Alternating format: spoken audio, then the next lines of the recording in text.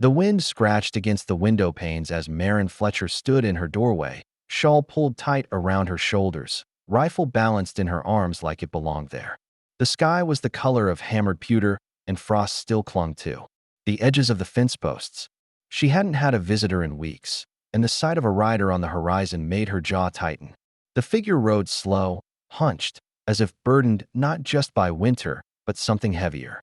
As the horse crested the final rise, she saw it wasn't a man riding proud, but a boy, no more than 20, maybe younger, slumped with a bundle cradled in his arms. The closer he came, the more her heart began to drum. He wore no blue, no star, and certainly no white man's arrogance. His hair was long, braided, dark as night. Apache. She stepped down off the porch with the rifle raised, her feet crunching frost. But he didn't reach for a weapon. He dismounted without sound, staggered, and dropped to one knee. The bundle in his arms made a soft, weak cry, a baby's cry. He didn't look at her when he spoke.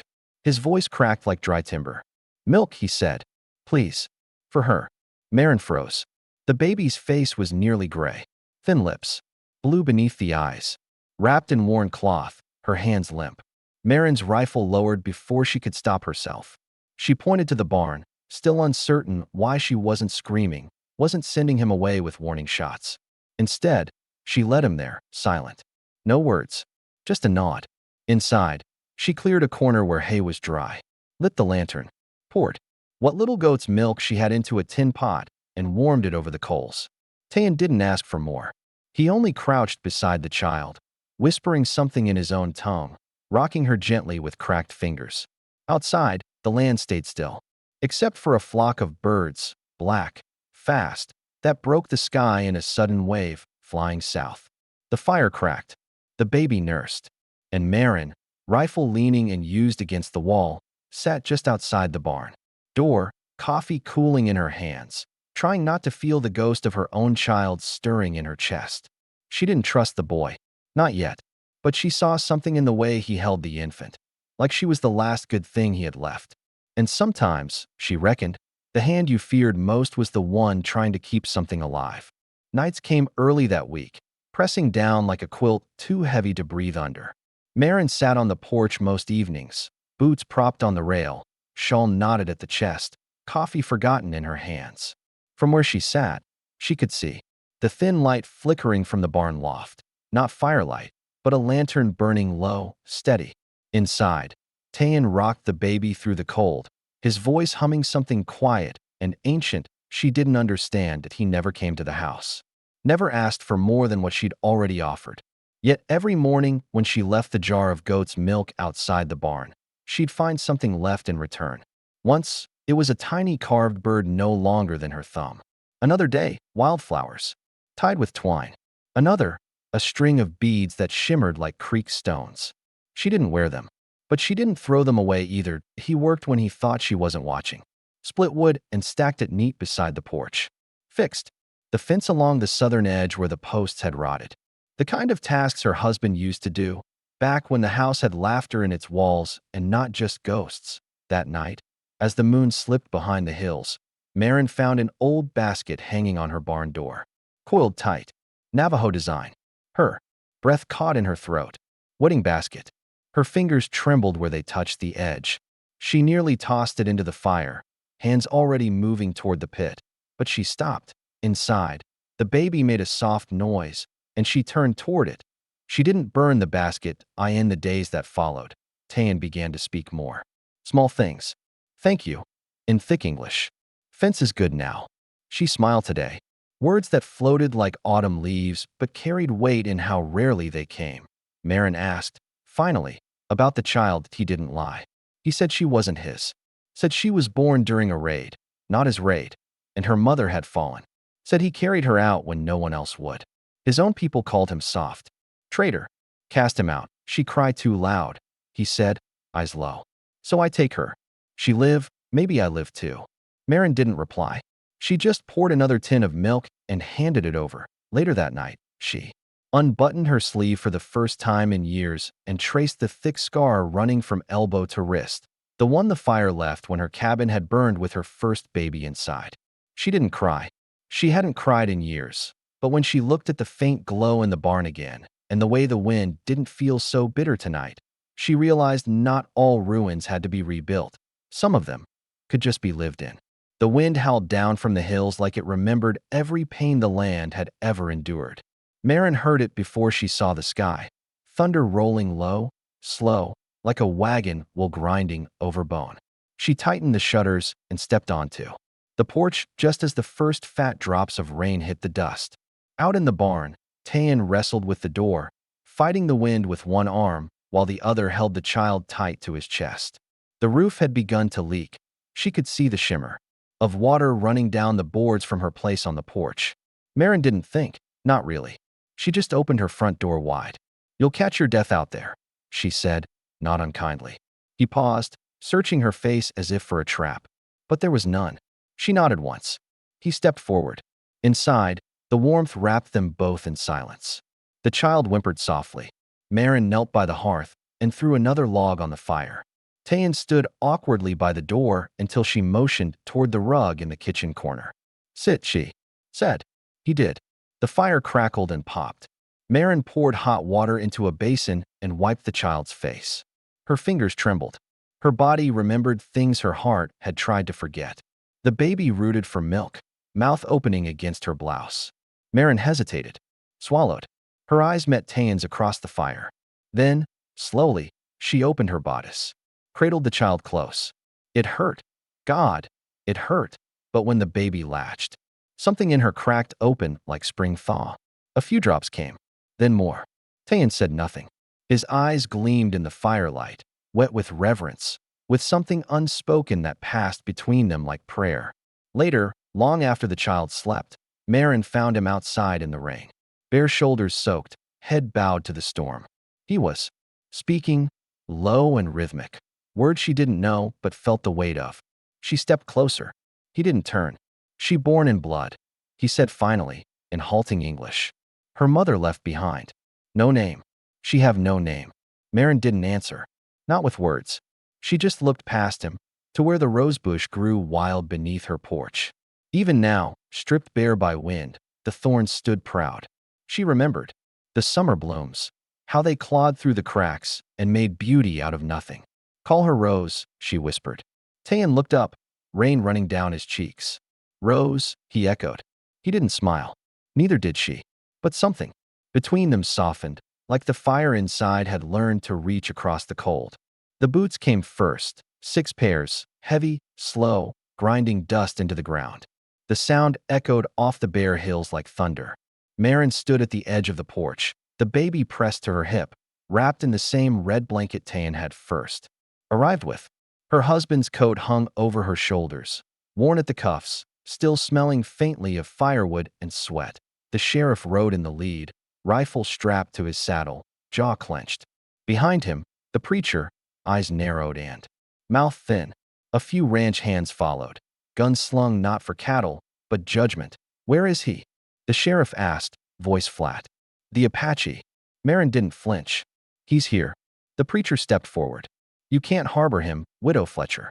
This is a matter of law. Blood's been spilled. He needs to answer for it." She didn't move, didn't blink. The baby stirred on her hip and let out a soft, sleepy cry. Behind her, Tayan stepped out of the barn, bareheaded, his hands already raised. "I do not hide," he said. His voice wasn't loud, but it carried. "I took no life. I saved one." He looked to the preacher, then the sheriff, then at Maren. "Her mother died. I could not leave the baby. So I took her. They call me traitor. Cast me out." He stepped closer until he stood beside Maren. Not behind her. "Beside, she is not mine by blood," he said. "But I carry her like she is." For a long moment, no one spoke. The wind blew dry and sharp across the plain. A hawk cried overhead. Then the baby wailed. Loud, piercing. The sheriff looked at her, then at Tayan, and something in his shoulders slumped. "You're not what I expected," he said quietly. "Preacher, let it be." The preacher opened his mouth, closed it again. The sheriff tipped his hat. "Ma'am." "Sir." Then he turned, kicked his horse, and rode off. The rest followed, one by one, their boots softer now. That evening, Tayan stood behind the house and drove the final nail into a new barn beam, hands blistered but steady. Maren watched from the doorway, braid falling loose down her back. She reached up and unwound it. Then, slowly, she wove it again. Tighter, longer, unbroken. Later, together, they carried the old rifle wrapped in burlap out to the rose bush. The same bush where Rose, now with chubbier cheeks and brighter eyes, had begun to crawl on warm days. Maren dug the hole. Tayan placed the rifle in. She covered it. Nothing more needed to be said. There was no wedding dress, no preacher's blessing, no vows. But in the way she handed him the coffee each morning, in the way he rocked Rose when her teeth came in the way they leaned toward the fire together each night, the world knew. Love had come quietly, steadily, and it stayed. The scream of the goats was what woke her. That and the sudden red flicker against the window pane. Maren bolted upright, heart punching her ribs. Outside, the barn was alive with flame. Fire licked the roof beams, sparks clawing at the sky. Like angry hands. She didn't stop to put on boots, by the time she reached the yard, Tayan was already inside. Smoke poured from the slats. She screamed his name, voice breaking. The wind turned hot against her face, searing her lungs. Then he stumbled out. Goat slung over one shoulder, arms black with soot, coughing so hard he collapsed to his knees. She dropped beside him, water bucket forgotten, hands shaking as she soaked her shawl and pressed it to his face. Breathe, she whispered, over and over. Just breathe. The barn crackled and groaned behind them. Another roof beam collapsed. Flames reflected in her eyes, but she didn't look away from him. All night, she sat with him on the porch, wiped his brow, changed the cloth, poured water past his blistered lips.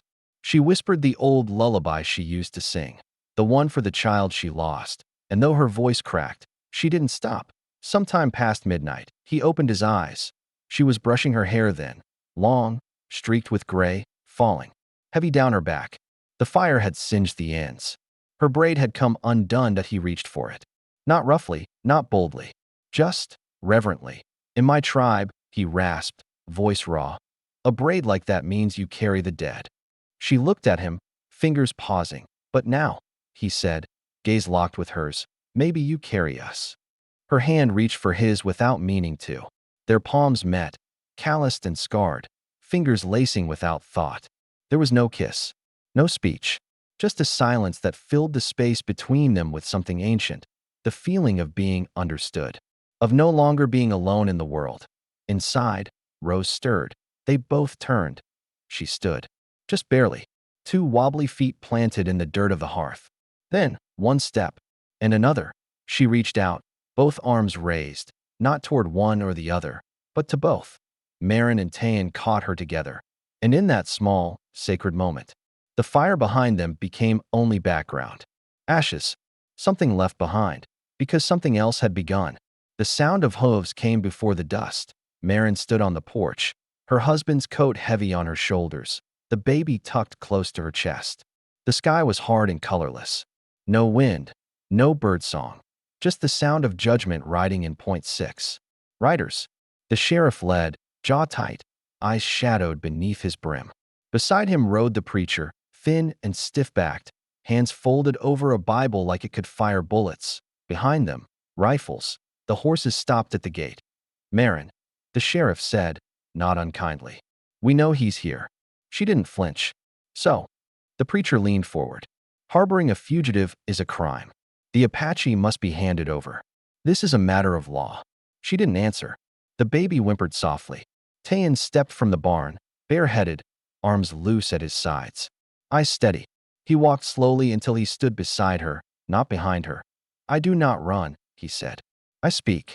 The men shifted in their saddles. I did not take life, Tayan continued. I took a child. From blood. Her mother was dying. She put the baby in my hands. I carried her. I brought her here. His voice didn't tremble. I gave her milk. I gave her name. Silence fell. Rose stirred, then let out a sharp, angry cry. Loud as thunder, the preacher looked away. The sheriff stared at the child. At Maren. At Tayan. Then he exhaled. We're not here for orphans, he said, voice dry. Nor for men who build barns. He turned his horse. Let's ride. The others followed. The preacher last, his mouth shut tight. They were gone within minutes. the dust settling like a curtain falling. Later, Maren and Tayan stood by the rose bush. They dug a shallow grave, not for a person, but for the rifle. Wrapped in canvas, the old weapon that once stood by her door now belonged to silence. She handed Tayan the last spade of earth. He pressed it down with care. She stood, then reached for her braid. Slowly, she unwound it, rewove it from the beginning. This one was longer, tighter, unbroken. There was no wedding, no preacher, no kiss beneath the stars, but Tayan carved a small chair for Rose beside the hearth. Maren began stitching a quilt from pieces of Tayan's tunic and her old apron, and the baby learned to speak 2 words first, one Apache, one English. Both meant home. Love didn't come like thunder. It came like firelight, soft, constant, and enough to see by.